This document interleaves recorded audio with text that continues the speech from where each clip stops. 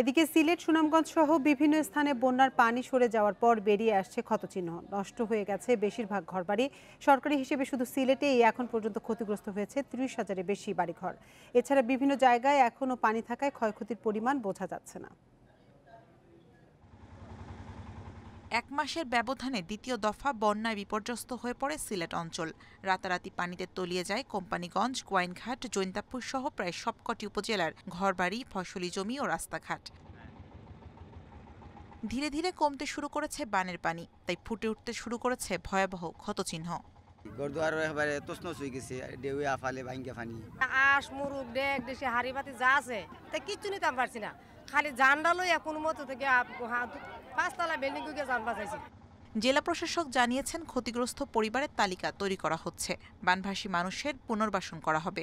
আমাদের পানি নেমে যাওয়ার পর আমরা এখন থেকে আমরা তালিকা করছি যে যাদের ঘরবাড়ি ক্ষতিগ্রস্ত হয়েছে, এটা আমরা হয়তো এই সপ্তাহে আমরা প্রেরণ করবো। পাঠালে সরকার থেকে আমাদের বরাদ্দ দিলে আমরা তাদের পুনর্বাসনের ব্যবস্থা করব। সুনামগঞ্জে বন্যার একই চিত্র। এক মাসের ব্যবধানে 2 দফা বন্যায় কাঁচা ঘরবাড়ির ব্যাপক ক্ষতি হয়েছে। আধা পাকা ঘরগুলো দাঁড়িয়ে থাকলেও ভেসে গেছে বেশিরভাগ আসবাবপত্র। পানি নামলেও আশ্রয় কেন্দ্র থেকে বাড়ি ফিরতে পারছেন না অনেকে। ধান ফান যা আছে সম্পূর্ণ বাসাইয়া লইয়া গেছে, পানি গোড়টাও ফালা দিছে। গোড় পানির তুলে গোলা পানি হয়েছে, বেড়াউরা কিচ্ছু নাই, খালি চালটা রয়েছে। এখনও অধিকাংশ এলাকায় পানি থাকায় ক্ষয়ক্ষতি নিরূপণ করা যাচ্ছে না, বলছে জেলা প্রশাসন। যারা বাড়িঘর একেবারেই ভেঙে গিয়েছে, অর্থাৎ বসবাসের মতো অবস্থা নেই, সে সমস্ত মানুষের তালিকা চলছে এবং সেই তালিকাটি দ্রুতই আমরা শেষ করে মাননীয় প্রধানমন্ত্রীর কার্যালয়ে পাঠাবো। মৌলভীবাজারের কুলাউড়া, জুড়ি, বড়লেখা ও রাজনগর সহ 7 উপজেলার 41টি ইউনিয়নে 2.5 লাখ মানুষের জীবন বিপর্যস্ত। এই জেলায় ক্ষতিগ্রস্ত হয়েছে 14,000-এর বেশি ঘরবাড়ি। আর সিরাজগঞ্জে পানি যতই কমছে ততই জেগে উঠছে ক্ষয়ক্ষতির চিত্র। Shamima Rahman, independent news. বন্যা পরিস্থিতি নিয়ে আরো জানাতে এবার সিলেট থেকে আমাদের সাথে যোগ দিচ্ছেন সহকর্মী মাধব কর্মকার। মাধব, সুরমার পানি বৃদ্ধি পাওয়ায় আবারও বন্যার সংখ্যা দেখা দিয়েছে। বিভিন্ন এলাকায় বৃষ্টি হচ্ছে গত 2 দিন ধরে। আপনি পরিস্থিতি কেমন দেখছেন? আর বিশুদ্ধ পানি আর খাবার সংকটের কথা বলা হচ্ছে, ত্রাণ পর্যাপ্ত আছে কিনা?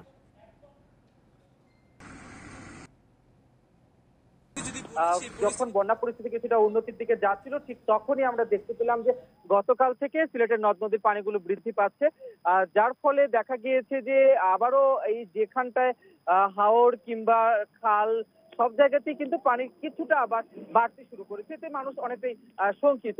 তো ত্রাণ সহায়তা কিন্তু চালিয়ে যাচ্ছে পুলিশ সহ সেনাবাহিনী সদস্যরা, বিজিবি, সরকার এবং বেসরকারি উদ্যোগেও ত্রাণ সহায়তা অনেক ক্ষেত্রেই পর্যাপ্ত পরিমাণে দেয়া হচ্ছে। তার সাথে বিশুদ্ধ পানির সংকটের জন্য যেটি দেয়া হচ্ছে সেটি হচ্ছে মিনারেল ওয়াটার দেওয়া হচ্ছে ত্রাণের সাথে 2 লিটার পরিমাণ, এবং একই সাথে পানি বিশুদ্ধকরণ ট্যাবলেট দেওয়া হচ্ছে এবং ফিটকিরি দেওয়া হচ্ছে। এবং আমাদেরকে জেলা প্রশাসকে যেটি জানিয়েছে সেটি হচ্ছে জেলায় অন্তত 6টি ভ্রাম্যমাণ পানির পাম্প বসানো হয়েছে, যেখান থেকে প্রতিদিন অন্তত 30 থেকে 40,000 লিটার পানি সরবরাহ করা হচ্ছে। এবং অনেক জায়গাতে যেহেতু পানি নেমে গিয়েছে, সেখান থেকে টিউবওয়েলের পানি অনেকে ব্যবহার করতে পারছেন। তো এই হচ্ছে বিশুদ্ধ পানির সংকটের সমাধান।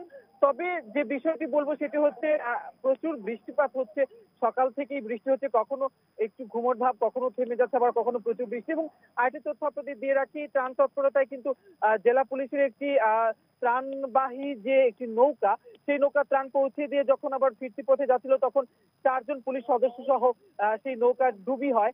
তো পুলিশ সদস্যরা আসলে সাঁতরে নিজেদের প্রাণ রক্ষা করতে পারলেও সেই নৌকাটি কিন্তু এখনো পানিতে নিমজ্জিত অবস্থায় রয়েছে। এখন উদ্ধারকারী দল কিন্তু সেখানটায় পৌঁছায়নি, সেটা উদ্ধারের তৎপরতা রয়েছে। তো এই ধরনের বিপদসংকুল অবস্থার মধ্যে দিয়ে যাচ্ছে সিলেটের এই বন্যা পরিস্থিতির সার্বিক যে চিত্র, সেইটি বললাম। তবে মানুষ কিন্তু শঙ্কিত এই বৃষ্টি দেখে, কারণ গ্রামে যেভাবে পানি বাড়ছে, শহরেও কিন্তু পানি জমাট বেঁধে বন্যার একটু ভয়াবহ রূপের দিকেই যাচ্ছে। এই সময় পানিবাহিত বিভিন্ন রোগের প্রকোপ বেড়ে যায়, সেই পরিস্থিতিটা কিভাবে সামাল দেওয়া হচ্ছে? আমরা দেখতে পেয়েছি সরকারি বেসরকারি উদ্যোগে বিভিন্ন ধরনের পানি বিশুদ্ধকরণ ট্যাবলেট দেওয়া হয়েছে। তার পাশাপাশি আমরা দেখতে পেয়েছি যে ঔষধ সরবরাহ করা হচ্ছে, সেক্ষেত্রে নাপা দেওয়া হচ্ছে কিংবা এই যে ডায়রিয়া জনিত বিভিন্ন রোগের যে ধরনের ওষুধ রয়েছে সেই ওষুধ দেওয়া হচ্ছে এবং স্যালাইনও সরবরাহ করা হচ্ছে, যাতে করে পানিবাহিত বিভিন্ন রোগ থেকে মানুষ রক্ষা পায়। এখন পর্যন্ত স্বাস্থ্য বিভাগের তথ্য মতে পানিবাহিত রোগের ভয়াবহ কোনো রোগী এখন পর্যন্ত তারা পাননি। তবে মেডিকেল টিমগুলো কাজ করছে। স্বাস্থ্য বিভাগের পাশাপাশি পুলিশ, সেনাবাহিনী, বিজিবি এবং বেসরকারি উদ্যোগে কিন্তু বিভিন্ন মেডিকেল টিম এই কাজ করে যাচ্ছে পানিবন্দী এলাকায়। আপনি যেমনটি বলছিলেন যে দুর্গত এলাকায় পুলিশের পক্ষ থেকে ত্রাণ সহায়তা করা হচ্ছে, অন্যান্য কোনো সংগঠন বা জেলা প্রশাসনের পক্ষ থেকে কোনো ধরনের কার্যক্রম চলছে কিনা? অবশ্যই জেলা প্রশাসনের পক্ষ থেকে সিলেট জেলা এখন পর্যন্ত 1600 মেট্রিক টন চাল দেওয়া হয়েছে এবং প্রধানমন্ত্রীর পক্ষ থেকে যে 65 লাখ টাকা, এর বাইরেও 1,92,00,000 টাকা প্রদান করা হয়েছে সিলেট জেলায় এবং এর পাশে শিশু খাদ্য হিসেবে 10 লাখ টাকা, গো খাদ্য হিসেবে 10 লাখ টাকা প্রদান করা হয়েছে জেলা প্রশাসনের পক্ষ থেকে। পাশাপাশি বেসরকারি উদ্যোগে কিন্তু প্রতিদিন বিভিন্ন এলাকায় ত্রাণ তৎপরতা চলছে এবং এই ত্রাণ তৎপরতা একটি সমন্বয় ঘটাতে কিন্তু ইতিমধ্যে উপজেলা ভিত্তিক একটি কমিটিও গঠন করে দিয়েছে বিভাগীয় কমিশনারের পক্ষ থেকে।